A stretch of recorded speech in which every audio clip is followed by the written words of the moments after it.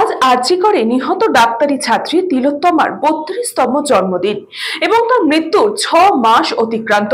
সেই কারণে জন্মদিনের দিন অভয়া মঞ্চ এবং জুনিয়র ডাক্তার ফ্রন্ট এর পক্ষ থেকে তিলোত্তমার জন্মস্থান মহেন্দ্রনগর এবং তার পাশাপাশি পার্থপুর বাজারে অভয়া ক্লিনিকের মধ্যে দিয়ে বিনামূল্যে স্বাস্থ্য পরীক্ষা শিবির অনুষ্ঠিত হলো, যেখানে তিলোত্তমার বাবা মা উপস্থিত ছিলেন। জুনিয়র ডাক্তারদের সাথে কথা বলেন এবং যাতে বিনামূল্যে স্বাস্থ্য পরিষেবা পায় মানুষ, সেই দিকেও তারা লক্ষ্য রাখেন।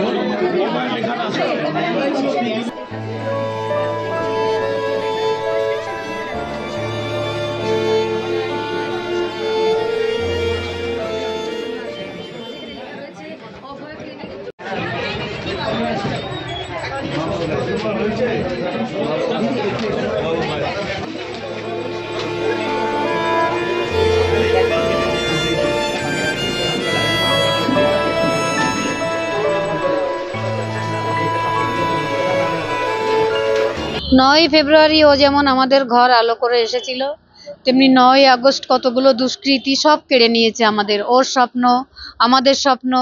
এবং আমরা ভাবতাম যে একটা বড় ডাক্তার হয়েছে, একটা ও পেশেন্ট দেখতে ভালোবাসতো, ও যাবে যাতে আমাদের চিনবে যে বড় ডাক্তারের বাবা মা। সেখানে আমরা যখন শুনি নির্যাতিতার বাবা মা শুনতে হয়, এটা আমাদের সব থেকে বড় যন্ত্রণাদায়ক।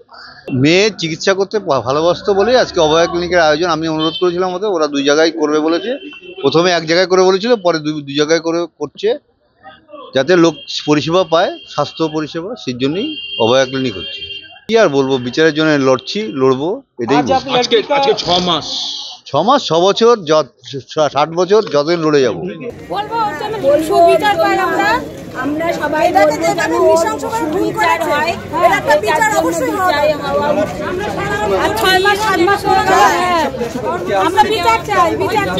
আমরা সাধারণ মানুষ, আমরা তো বুঝতে পারি তো একা সাধারণ সঞ্জয় রায় একজনের দোষ না, এখানে অনেকে আছে জড়িত। ওর একা সাজা আমরা চাইছি না, সবার সাজা চাইছি।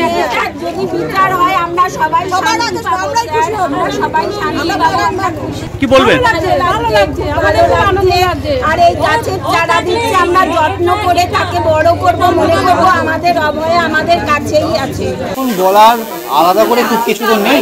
আজকে 9ই ফেব্রুয়ারি আমাদের সহকর্মী অভয়া তার জন্মদিন, এবং অবশ্যই 9ই আগস্টের যে নারকীয় ঘটনা তার 6 মাসও শেষ হচ্ছে, ন্যায় বিচার না পাওয়ার, সুবিচার না পাওয়ার 6 মাস। তো সেই জায়গা থেকে প্রতিবাদের বার্তাটাকে জিয়ে আমরা তো জুনিয়র ডাক্তার, আমরা আমাদের তরফ থেকে এই যে স্বাস্থ্য, ঠিক যেমন আমরা আন্দোলনের রাস্তায় আছি, রাজপথে রয়েছি, আজকে জমায়েত আছে বিকেলবেলা আরজি করে, ঠিক তেমনি যেহেতু আমরা চিকিৎসক, এই স্বাস্থ্য শিবিরও কিন্তু আমাদের প্রতিবাদের একটা ভাষা বা বার্তা বা অঙ্গীকার। আজকে যদি অভয় বেঁচে থাকতো, সেও হয়তো এইরকম কোনো একটা ক্লিনিক করতো, সে ফুল গাছ ভালোবাসে, ফুল গাছ দিত। তো সেই জায়গা থেকেই আজকে আমরা এই স্বাস্থ্য শিবির বলুন, বিকেলে জমায়েত বলুন, দুপুরে সিনিয়র ডাক্তারদের মিছিল রয়েছে, সেইগুলো বলুন, সবগুলো কর্মসূচি আমরা এইভাবে পালন করার চেষ্টা করছি, অঙ্গীকার যে আমরা লড়াইয়ে আছি।